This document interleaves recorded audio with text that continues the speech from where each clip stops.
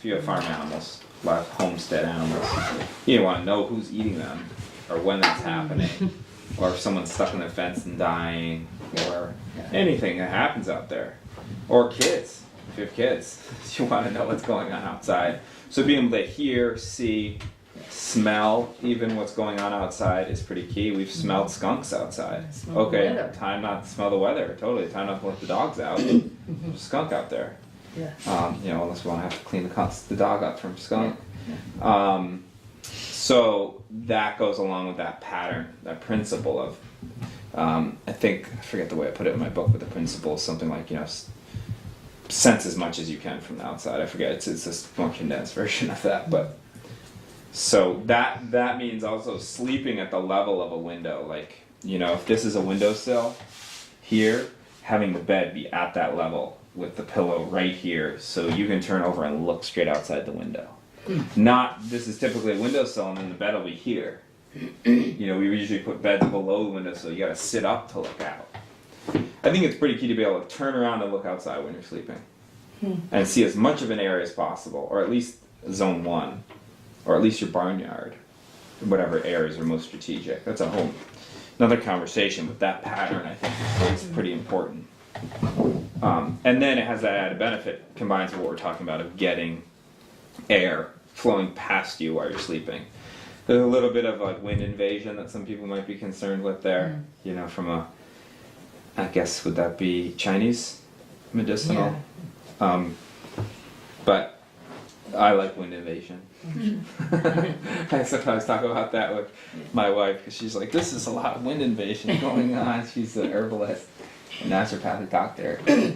But I'm all about wind invasion. In a nice way, not a gale. As long as you have enough covers on. Yeah, exactly. You can add a lot of covers and just be real cozy. I sleep really well that way. Yeah. Well, if you don't have animals grazing, you need to scythe or mow. But you mean just plant grass there and? No, well, you can plant a variety of things, but I mean, if you want to keep it in non-woody material, you have to graze or mow low or cut. Low stuff. Yeah, so that might be the best thing though, is letting it go into woody material, but planting it heavily with low-growing woody material, so that tall-growing woody material doesn't come in, but it's not grassy. Because to keep it grassy, you need to disturb it really often, like with grazing animals or mowing, even hand mowing, scything. So you could plant. You could try to get it into a meadow mix that will be delayed in going into woody material, like with native wildflowers and stuff like that. But that won't prevent woodies really for very long around here, I don't think. This is a place that wants to turn into forest quickly. So you could plant any of the most broad-leafing, most aggressive, vigorous, low-growing woody material plants you could think of. So it could be things like seaberry or elderberry if you want edibles, or it could be hazelnut, just slamming it with hazelnut, so that they shade out other woodies from coming up. And they're pretty low growing. I mean, relatively. I think they wouldn't shade solar panels if they're at the bottom of a slope and the solar panels are above them.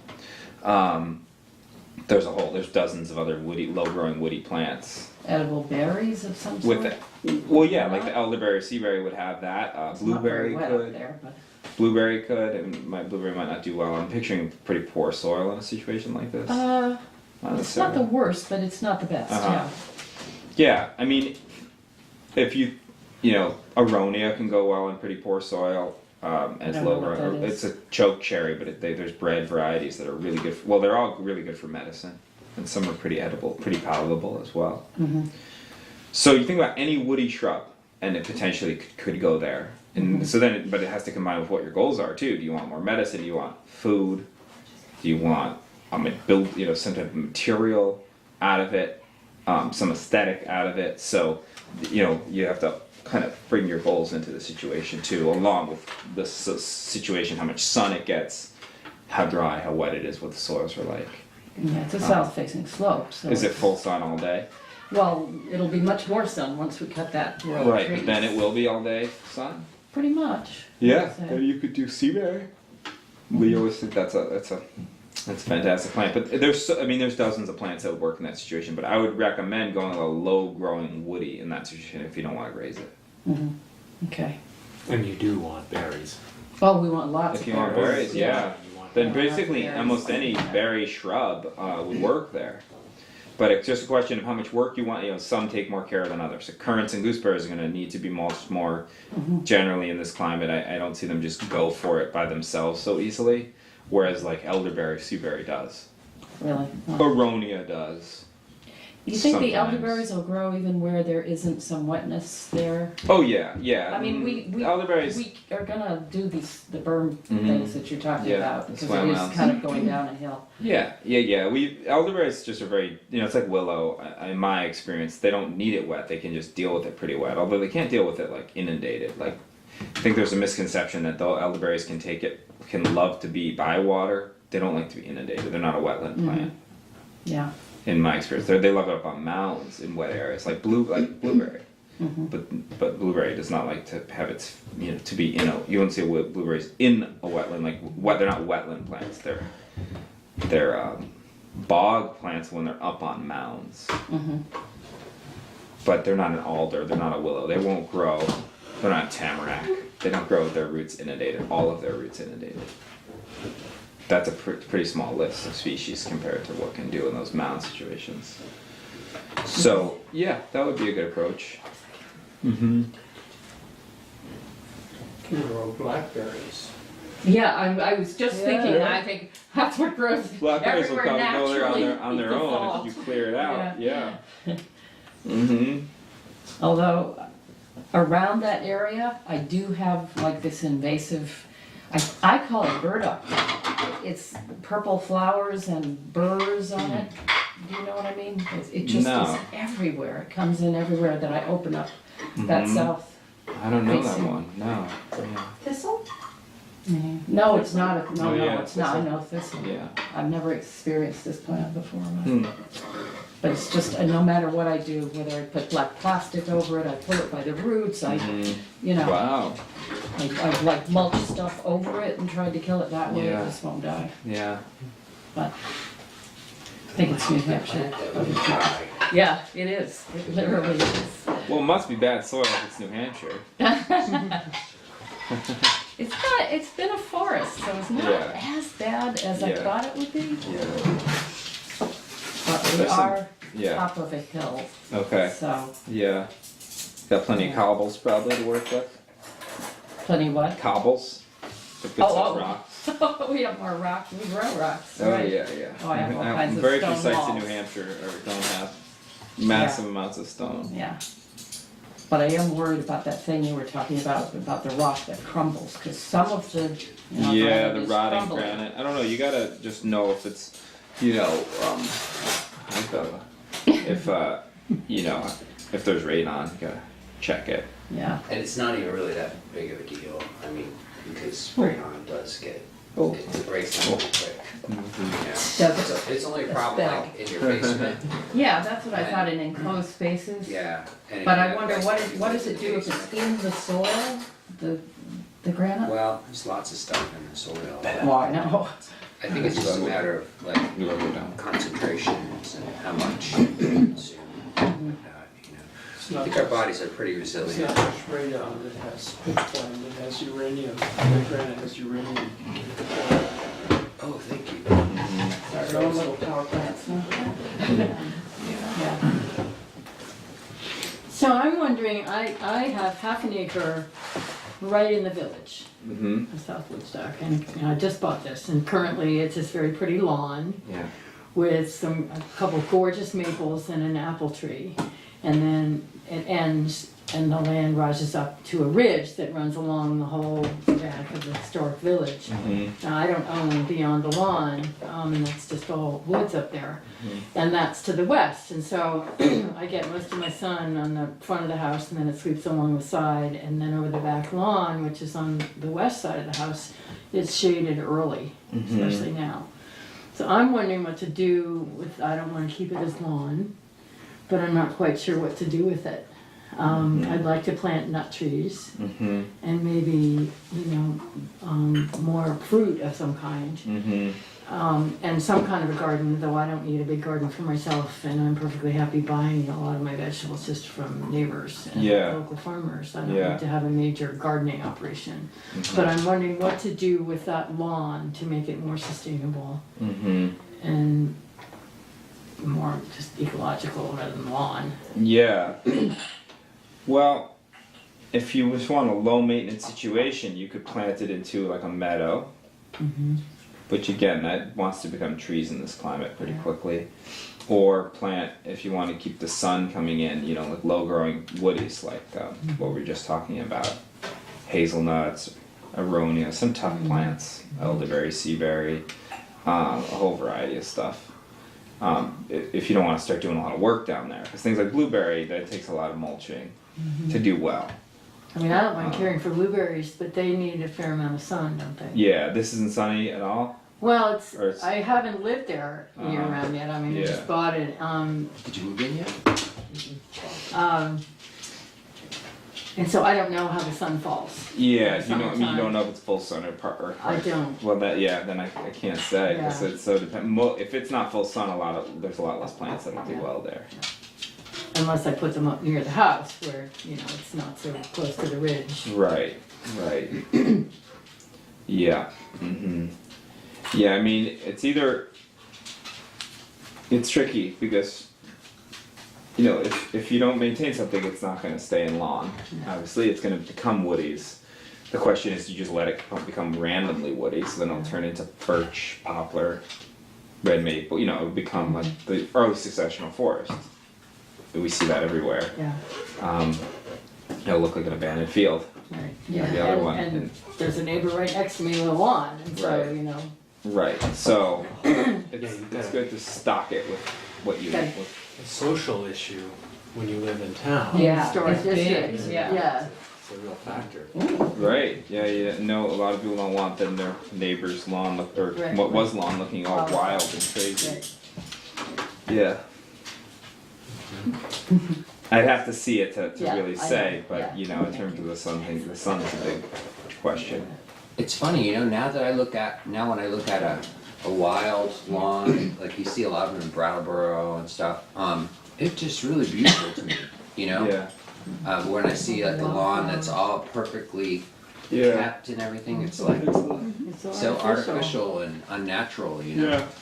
Yeah. So I think it's just kind of one of those things that people are gonna have to unlearn and learn the value of, you know, letting things take care of themselves somewhat, you know? Right. Well, as oil becomes more expensive, they're gonna unlearn it Yeah. fast.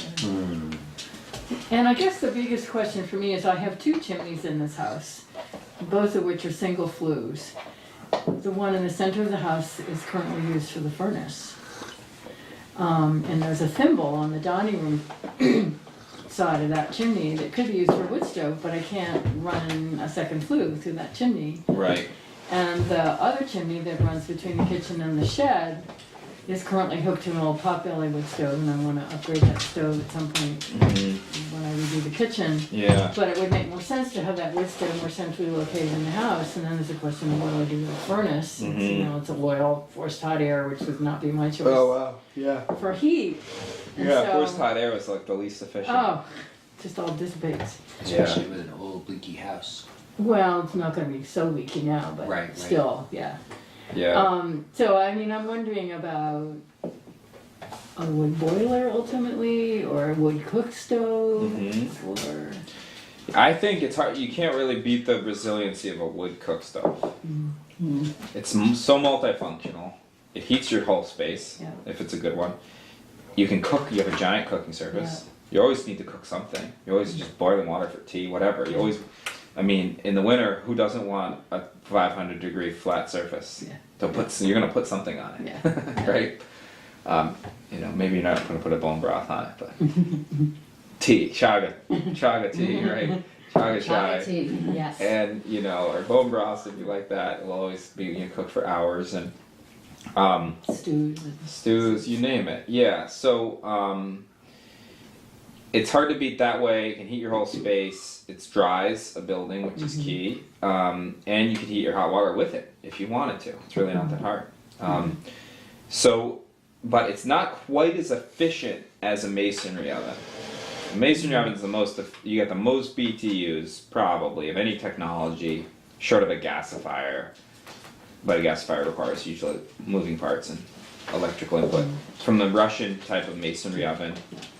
But you really don't get a cook surface out of a masonry oven. I've never seen one, and they're tricky to get hot water from. People do it, but they're hard to get hot water out of reliably. More because you're only firing them, a couple hours a day, max 2 hours a day. Cook stoves running for 8 hours a day, 4, 6, 8 hours a day, so that you can heat a lot of hot water then that way. So I think that's hard to beat. I mean, I just don't think you can beat it resiliency wise. Get a wood cook stove in the center of your house. I'm really interested in those Ideally on rocket the mass center side of heaters. your house, put in the kitchen. You know, rocket Yeah, mass heaters yeah. that be really inexpensive to make, and you make them with local materials like cob and Yeah. and old barrels, and they seem to be and some people claim more efficient than masonry heaters. Yeah, I know. I've never built one. I know people are really excited about them. What was it for? A rocket mass heater, you could look them up on YouTube or on the web. They're building thousands of them out west. Yeah. And, Mass? yeah, and some of them are as old as 10 to 15 years old, and they're still working great. So they only cost maybe $100 or $200 to make. Yeah. And the idea is that the flue itself you don't need a chimney for the draw, because the rocket portion of it is what actually creates the draw, and it works off the principle that you have a huge temperature difference between the burning gases and where the flue is, where the gases are going. So you either need a really long chimney to get a good draw, or you need a really big temperature difference. So they have a really huge temperature difference, and it creates such a huge draw that it pushes the totally burned wood gases. It's just CO2 and water after it gets down around the barrel, and it pushes those through about 30 feet of ductwork that goes through your mass or your bench or your wall or whatever it is, the mass of stone or cob. And so by the time it leaves, it actually is almost at room temperature, the flue gases, so you really reclaim like most of that heat. And houses that were taking like 4 cords of wood to heat were, without any other insulation or anything, we're going down to like 1 cord of wood with a rocket mass heater. So I think they have a lot of promise. I don't know. Yeah. I've never made one, but I really want to make one because I want to see how they work and experiment and stuff. It makes a lot of sense. Yeah, it's kind of a neat idea. Yeah, we haven't worked with them. If you have the space. So on your, getting your domestic hot water off your stove, do you have an electric circulator, or do you? No, with thermosiphons, yeah. So You put the hot water the tank. tank was right above it, and we went through a design process where we were at one of our buildings. We were going to have to put the tank, like the wood stove, be let's say up here in the kitchen, and the tank was going to be downstairs. So whenever the wood stove was on, you'd have to have a circulator running because it wouldn't thermosiphon from the heat source being up here and the tank being down below. So we realized very quickly, well, that's a really brittle system, because then basically if that pump breaks, you can't light the stove, or you'll boil it and blow off. So that would suck, to not light the stove just because the pump's broken, which would be even worse than electricity down. Then you could at least provide other electricity to it. But worst case scenario is the pump's broken. So that seemed like, so we really moved to the idea that you have to put the tank right above it. So at least thermosiphons to the tank, and then from the tank you can pressurize it with a well pump or gravity. We have a well pump and gravity as backup to push that hot water with cold water out of the tank. Push the hot water to your fixtures. Just the way that's all the way a normal house already works. It literally only has to be 3 feet above the level of your stove. We have this too. And there's simply a U-shaped tube that goes through your firebox, goes into the tank. We have a stainless steel tank right behind our wood cook stove. And it just thermosiphons right over to the bathroom and to the sink in the kitchen, and it's It thermosiphons to that tank. Yeah, well, to the- that tank, it's hot on the bottom, top and cold on Right, the bottom. and it's not just a stainless steel uninsulated tank? Yeah. And it works And good? then it also heats a Right, little right, bit, it right. radiates the. How big's the tank in your setup? What would you've I'd seen it, say 40? That's 30, 30 40? maybe. And how much can you guys get? How much hot water can you make on that? I mean, we don't have a huge family, Right. but we certainly take showers and wash dishes. And have all the hot water you need. Everything. That's yeah, great. Yeah. Yeah, it's That's much a- better than our instant hot water heater that we use in the summer, Right. you know. That has a I- minimal I- capacity. That's I- Yeah, we have a little one. Yeah. Thermosiphon systems and incorporated with solar hot water systems. And there's a couple things you definitely you need. One is a mixing valve, which basically will mix a little bit of cold water in with the hot coming Right. out of the tank, because the tank can heat up to 170, maybe 200 degrees. We boiled it once. So yeah, and you don't want that kind of temperature coming out of your tap, No. because somebody might get really burnt. So you really need a mixing valve. And then the other thing is I always think it's a good idea to put a pressure relief valve right near the stove, Yeah, we have one. so that way you minimize the amount of, because you can get bumping at the stove. Like it boils the water, like the water in the pipes is still cool, but the water in the coil in the stove yeah. actually boils in a very localized region, and it can actually bump, so you can have an increase of pressure all of a sudden, Yeah. Yeah, we have two pressure relief valves. One right by the stove and then one up top. Yeah, we do too. At the high, put them at the high points and the high areas, yeah. Yeah, that's great. Ours works well too. I don't know if it probably works about that well, but we could take a couple showers a day. Depends how much we're running the stove, obviously. Yeah, But- I mean, And ours is a little tank, it's not a loop. It's just a small tank no, in the ours back is of the a loop. stove. Yours is It just a full goes right loop, through the yeah. back of the And it's a firebox. cook stove or regular cook stove? stove. Yeah. Yeah. What kind of cook stove? It's a Fireview, it's awful, I hate it, so we're gonna Yeah. get a better Amish stove. It's an Yeah. Amish stove. What did you get? Ours is a Waterford Stanley. Flameview is what yeah, Flame, those are the yeah. best, but They're good. so Or expensive. Essay are even better, I think. The Essays maybe Essay? better. Essay made in Britain. How do you Most the spell that? Essays SESSE. Like Yo Essay, but they they I think are even a little higher performance than the Waterford Stanleys, but the Stanleys work great. The Firebox is a little bigger than the Essay, so if you have a real decent sized house, like I'd say the Firebox is just big enough for us on our Stanley, because we heat our whole house with it too. We Which do. it's not meant to heat all, it's any leaky house, 1,500 square feet or bigger, and it wouldn't be quite enough. It's a 35,000 BTU output, probably about that, which isn't big for a wood stove. So the SE I think is quite bigger. It's really more like a real stove, plus it's a cook stove, and it can heat your hot water if you rig it up that way.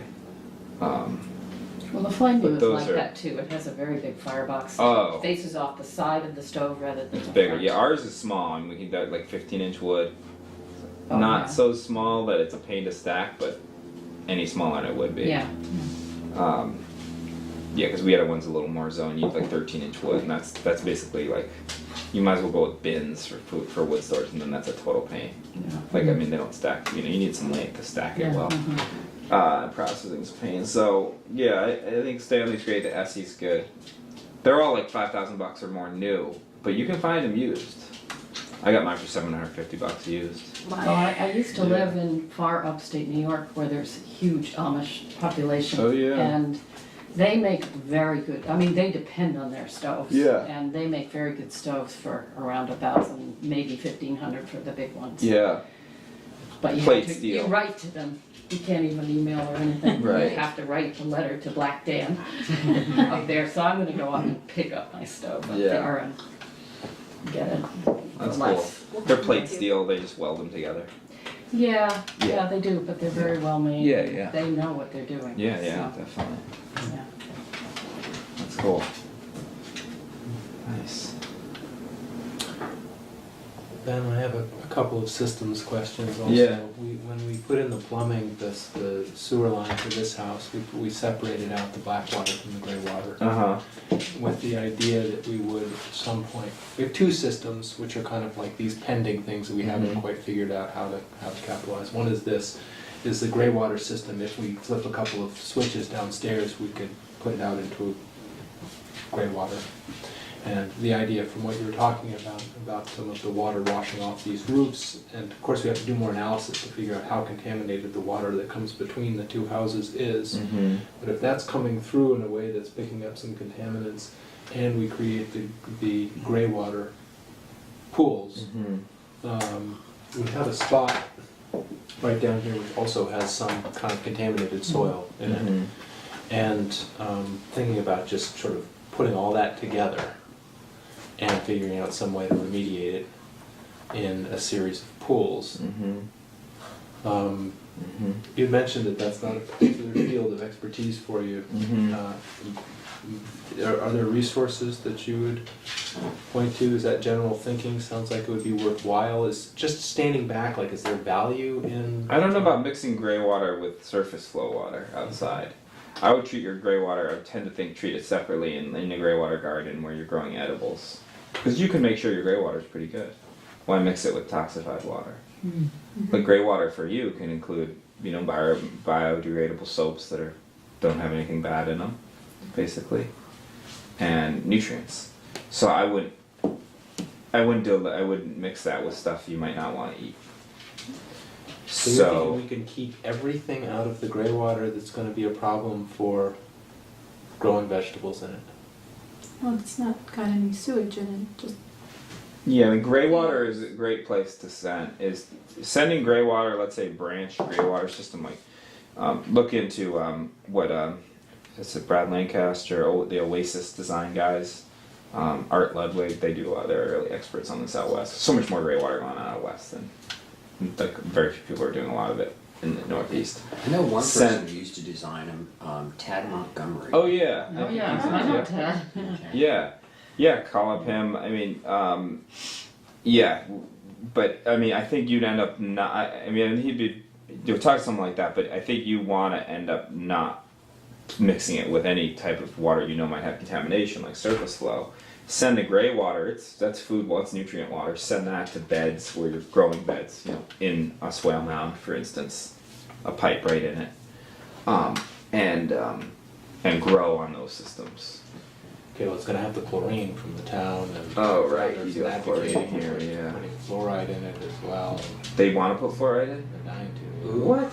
I thought people are finally pulling fluoride out. That's the spirit. We'll have you come and speak. Oh my I god. thought so too. You'll Who come wants to speak. put fluoride in the water? There's been, it's very interesting, the Pew Charitable Trust has funded a lobbying campaign which has spent a lot of time on Hartford and hired very nice woman from Dental Health Association to do a bunch of polling. Lobbying group for fluoride. Yeah. They're winning the battle. Like, I've been pushing against it, but it's like she's winning the battle. She has very Simon, liberal and progressive members of the select I board. can put together a pretty good argument as to why you don't want to put it in. Yeah, that type of thing is. Anyway, that's definitely a digression. That's an issue though, yeah. But I don't know how much of an issue that is. I would talk to some gray water people, maybe like Tad, but Chlorine's not that big of a deal because it just breaks down into sodium chloride. well, chlorine, if it off gases, it breaks, but I think chlorine mixed with organic matter is when you get Right, dioxin, which is very bad to have. So, chlorine and fluorine in and of themselves are not something you want in your water or your garden. But if you've got them, I mean, maybe you need, I don't know, maybe you'd have to figure out a way to off-gas that stuff before it goes outside. That would be a little tricky. You'd have to the sink water sit there and put some chlorine, well, it wouldn't be chlorine gas, it would just be chlorine off-gassing into your kitchen. Don't put ammonia in. Apparently you mix chlorine and ammonia and you get chlorine gas, and that can straight up just kill you right then. But I don't think at the concentrations of chlorine that's in your tap water, but I don't know. I don't know, what effects that might have on your plants or your soil. You just don't want to create dioxin, that's for sure. I don't know about fluorine in the soil. I'm sure it's not good. I don't know that there's Fluorine benefits is actually of it way more reactive than chlorine. in the soil. Yeah. Yeah. Or anywhere, you know, so, like hydrochloric acid, if you spill it on your hand, it will create a burn. But hydrofluoric acid, you spill a little bit on your hand and you'll be dead in about 24 hours. Wow. You know, so fluorine is way more dangerous in my thinking than Yeah. chlorine. Yeah. Yeah. From a resiliency standpoint, is like harnessing our gray water system any kind of priority? I don't think it's In this I don't urban think it's a setting? top priority. I think there's a reason that gray water. I think there's a good reason that people haven't done a lot with gray water yet in this climate. I mean, I'm not saying it's good. We should all be using our gray water ideally, but what you might want to do, high priority if people are talking about putting chlorine in your drinking water, might be to catch rainwater off your roof and use your own drinking water, which people are increasingly doing in other parts of the country, and saying, okay, I'm not going to use the municipal water. That's a project. You know, it's hard with freezing conditions to catch all the water, and rainwater also isn't that great. It's not as good as well water in Vermont, most of Vermont, because the ground filters the water, and you know some of the stuff comes out of the rainwater that it's polluted with. But it's a tough situation. I mean, if you're on municipal water, sometimes I know some people on municipal water that choose not to use it. They just catch their own. You're not going to drill a well here, I don't think. It's probably illegal, anyways. Is it a problem with like the asphalt shingles? It could be. I know asphalt, that's not ideal, but I think people do it. You'd have to look into it, see what people are testing in their water. You'd have to do a serious test though on it, because a lot of basic tests don't test for any compounds like that. Or not a lot. I mean, they test for things like arsenic and lead, I think. Metal roofing would be better. Slate would be the best, probably. But that's, you know, I have to put a slate roof on just to do that. Exciting. Probably had a Yeah. slate roof, didn't it? Probably. At some point. Well, I have a well, but it's a shared well. All the wells in the village of South Woodstock are shared. Oh, wow. So the well's on my property, but it's shared with the neighbors on both sides, and it only yields 1.25 gallons a minute The well total. So for everyone. for all three of us. So if That's everyone's- the, that's if you're the flow watering, rate. yeah. So I'm No. investigating whether to talk about drilling a deeper well, or fracking it, or whether to put in extra storage tanks in my basement to sort of cushion my draw on the well, or whether to think of a cistern. There's something in the basement of my house that looks as though it's an old cistern. Or 1.25 gallons should be enough if people aren't irrigating with it. Well, I talked with my neighbor and he said, you know, I water my garden for 12 minutes and the pump shuts off, and I couldn't do laundry at the same time as the Oh, person so, who sold me my yeah. house. In fact, he goes to the laundromat all the time. Wow. So, Yeah, I have about a gallon and a half a minute. really. Yeah, I think that's about it. We never max it, but it's all about where's your static level versus your Yeah, how much storage you have. exactly how much storage is in the casing. So Right. it sounds like you might not have much in the casing. Yeah, there's some, but for 3 families. Yeah, that's right. Totally. And my concern about that is it's still electricity dependent. Oh yeah. No, you need a backup water supply. So what do you have? We have ponds that we can always like bucket water from, put them on stove and boil them. The most important water use is to drink. Yeah. That's pretty easy. If you have just a decent creek or rainwater catchment or a pond that's decent quality, that's not like full of your ducks, you know. We could literally if I carry 2 5-gallon buckets half full of water down from the pond, it's 5 gallons. That's a lot of drinking water. Could boil it. Or I have a hand pump, backpack filter or iodine. So like 3 methods of purifying that water, whether it's rainwater or pond water. Then we also have a hand dug well that gravity feeds for about 8 months a year and it runs dry. Okay. That's the first place I'd go. And then we also are digging some like micro springs and connecting them on the top of the land, which is just the water table rising, basically, which is all spring is, permanent rise, permanent expression of the water table. But so we have a handful of backups, but none of them are like automated that they come right into the house. They'll involve like doing something differently, Yeah. which I don't mind. Probably the first thing I do is just turn my generator on and pump with the grids down. I have a generator, yeah. I mean, I have 2. 2 is 1, so I have 2. So one could break and we still could pump it. Well, actually, one of them can't pump the well pump. It's too much of a load. It's a huge load. I'd like to. It's a bit of an expense, but I should probably replace my well pump I haven't done it because it's a working well pump, so it's hard to spend even $500 on replacing a well pump that works, but it's an energy hog. It's a huge 240 volt giant surge load well pump. I'd like to replace it with a Grundfos solar flex pump, or ideally a Lorenz, which is like an Italian pump. I think it's Italian. They make like really fine pumps that last a very long time, that are totally repairable, that don't have surge loads. The Grundfos solar flex pump, it's like $2,000. But you could hook up you could drive your car up to your well and hook up your battery to it, or you could drag a car battery out there, or you could put up a solar panel onto it, or you could fire up a generator and give it, and whatever you give it, it just pumps whatever. The more you give it, the more it pumps. It can take like 12 to 300 volts, and give you proportionally whatever you give it. We have So, one, if you wanna check it out. do you have a Grundfos solar? It runs on solar. Yeah, we're on off-grid. Right, but do you have a Grundfos? Yeah, it's either a Lorenz or a Grundfos. Oh, I know we were interesting. trying to How long have you decide. had it? It was $1,500. It wasn't $2,000. Yeah. Well, 3 probably years. 3 years. That's it, Yeah, and no problems. no problems Okay. at all. Oh, It's good. just Well, if you beautiful. had when you have it for, I wish you had it for 20, and then I could ask. Because that's the thing. If you Yeah. invest $2,000 in a pump, I mean, Yeah. I'd like it to last indefinitely. I have a hard time spending $2,000 on anything that's not anything that's gonna. But we break, also have Bison yeah, hand pump a on the bison. well. You have the bison, right? Yeah, I've it's heard. beautiful. It's stainless steel. Where'd you get that? They're in Maine, I believe. Okay, And so that's that's on your that's regular that's what I'd well? like to Yeah, do is regular put that well. on my well casing. So I think how do you that's do a that? How do secondary you do step. that with a pump, an electric pump attached? You can still do it. Yeah, It it's takes all- it's another tube, I think, that goes right down the casing. That's what I want to do. Yeah, and you can Yeah. just walk out there and pump it. Yeah. Right. But the best thing is to obviously have a spring up on the hill that's gravity feeding into your house. Oh yeah.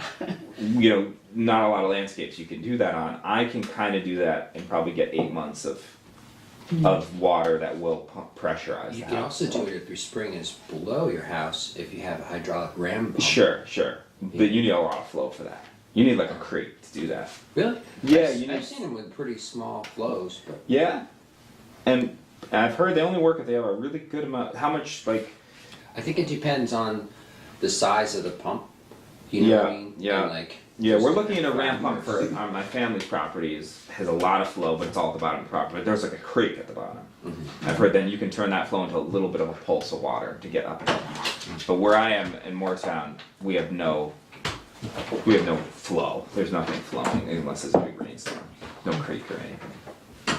Just water table access. Yeah, backup water. I mean, you know, look, if you could stay warm and you have food stored and you have a good backup water, you're fine. Like, I mean, everything else you're dealing with is comfort issues. You know, you can take a hot shower with a wood cook stove by putting up, and we've done this a lot before. We hooked up our water system was just a stock pot on the stove. Carry it into the bathroom, fill it, make that boiling, carry a small amount, run the cold water into it until it's nice temp, big sponge, Yeah, power washing yeah. sponge. It's a decent shower. You know, you're in better shape than 99% of the people when the grid's down if you got that going. We're excited that we have a 50-gallon Tractor Supply cheap $100 plastic tank on the 3rd floor of our house, which by flipping a ball valve, we just keep that full. And then we have gravity fed, so we don't have to get into hauling a bucket from the stove. And so we could have a few showers or at least hot water for dishes at the sink, not even, you know, from the stove. Although that's really easy to take hot water from the stove and just do dishes with it. It's actually awesome. You throw stuff in, it's hot. I mean, if it's boiling water, well, you just wait till it's cool, pull it out, it's clean. You know, it's like a dishwasher at that temperature. But we even have 50 gallons to work off of stored on the 3rd floor. And we keep that full. And if a storm's coming, we know, okay, there's some big storm coming. I'll drain out that water, which goes into the landscape, and fill it back up with the well pump so it's fresh in expectation that we might use it. I need to do it. It's probably been up there since last winter. Because in the summer, I don't think about that. I'll need it. But this time of year, it's good to freshen it up. But ideally, that'd be like a stainless tank. And that's just on the 3rd floor, and that's the other one other principle in our book is like house as water tower, because it won't freeze and it's going to pressurize your own house. So everyone should think about storing water on the top of their house. That might be, unless you have a spring up on a hill, you probably have a reason down the road to want to store a tank of water on top of your house. And people used to do that a lot. Even if they had a spring, they'd bring it into the top of the house. I think then if the spring ran dry, they had some storage to go on for a little while. Because sometimes springs dry up, they drop for a few weeks, month, 2 months, then they come back in Vermont. Even a lot of decent springs will dry up, like in a real dry spell, like we just had. It just ended with that rainstorm yesterday. Basically a pretty dry spell. And springs really dried down and ponds went down. And yesterday's inch of rain is the beginning of the wet season. And now, since there's no evaporation happening anymore, the table's rising now. That started yesterday. For 2013, the table's now coming up, and will come up until probably July, August next year, depending on what the weather is. So it's only these intermittent periods that we have to jump across. A lot of this resiliency systems is leapfrogging. They're not permanent. They're not getting, you don't need a year of something necessarily. You need to leapfrog. I mean, it's great if you could get a year of backup water, a year of food storage, whatever it is, but a lot of it's leapfrogging until the next pulse offers you something. The water is key, obviously. And I think we've come right about to the end of our time together Sure. here. Great.